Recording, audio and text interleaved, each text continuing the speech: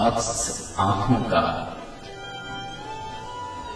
बेखाब आंखों में तैरते आंसू पलकों पर आकर थम गए।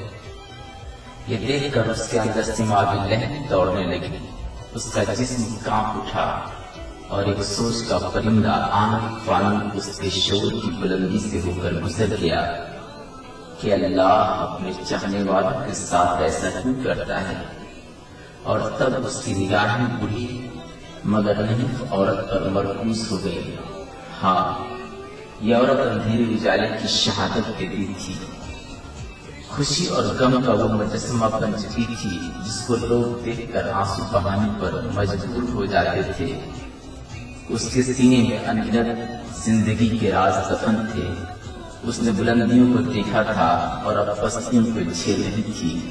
हकीकतन वो हालात के भवन में फंसकर जिंदगी के उस पड़ाव पर आकर ठहर गई थी।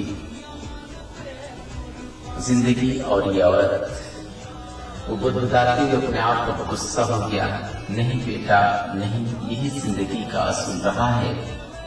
वो औरत उसके चेहरे पर पूरी तमाजात को देखकर कांपती थरथराती आवाज में बोल पड़ी और बोलती रही, मेरे बच्चे जहां भी रहें आबाद रहें, हर आफत बला और मुसीबत से महफूज रहें, अल्लाह उन पर करम करता रहे और उनकी हर एक परेशानी को आसान बनाता रहे।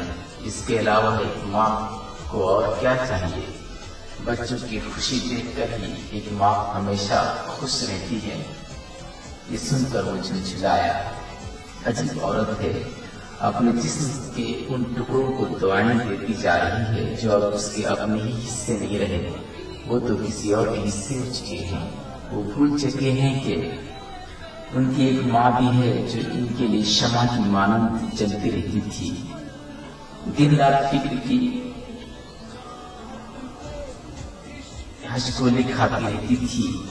उन्हें कभी अपनी गोद में लोरियां सुना सुना कर सुलाती थी तो कभी बाहों में लेकर नहलवाती थी और खुद भूखे प्यासे रहकर उनके लिए खाना परोसती थी। हाँ, वो माँ उनके लिए अब खंडर बन चुकी है।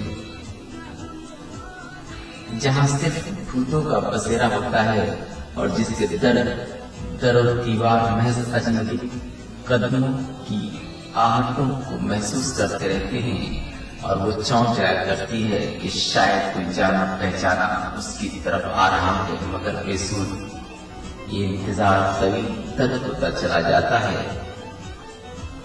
अचानक वो अंदर से उबाल खाया और बेखाब आंखों में झांकते हुए पूछा, हाँ आप कुछ और कहना चाहती थी। मैं और क्या कहूँ बेटा, तुम देख ही रहे हो। बेखाब आंखों में तैरते आंसू पलकों से होकर बारिश की बूंदों की तरह टपकने लगे और वो औरत अपनी साड़ी के दामन से उन्हें जल्दी जल्दी खुश करने लगी। शायद इसलिए कि कहीं उसके बुझे हुए अरमानों के गर्भ अनगिनत चिराग रोशन न हो जाए। यह अश्कार मिलते ही वो नजरें चुरा कर इधर उधर देखने लगा। बेनक्शे का मकान, उससे मुंसलिक कुछ इसी तरह के और मकानात और सामने दूर दूर तक खेतों में लहलहाते धान गन्ने वगैरह के पौधे। उन पौधों के ऊपर सुराग भरते हुए मुख्तलिफ तरह के परिंदे, पास के मैदान में खेलते हुए लड़के, कुआं से पानी निकालती हुई कुछ लड़कियां, एक सहन में बीड़ी बनाती हुई कुछ औरतें और करीब के फूस की कुटिया में गाय भैंस को खिलाने के लिए एक नौजवान मशीन से चारा काटता हुआ और करीब बैठी हुई वो गाय जिसकी एक सींग टूट गई थी और जिसमें इलाज न कराने की वजह से कीड़े पड़ गए थे, अचानक जोर से चिल्लाई। उसे यूं लगा जैसे गाय की चीख उस नई औरत के दिल से निकली हुई चीख हो। उफ खुदा, वो दिल ही दिल में चिल्ला कर रह गया, आप अच्छी तो हैं, अल्लाह का करम है बेटा। मुसीबतों की जमीन पर खड़ी बुढ़िया ऐसे कह गई जैसे अभी भी कोई मल्ला मौजों से लड़कर साहिल पर आ खड़ा हुआ हो।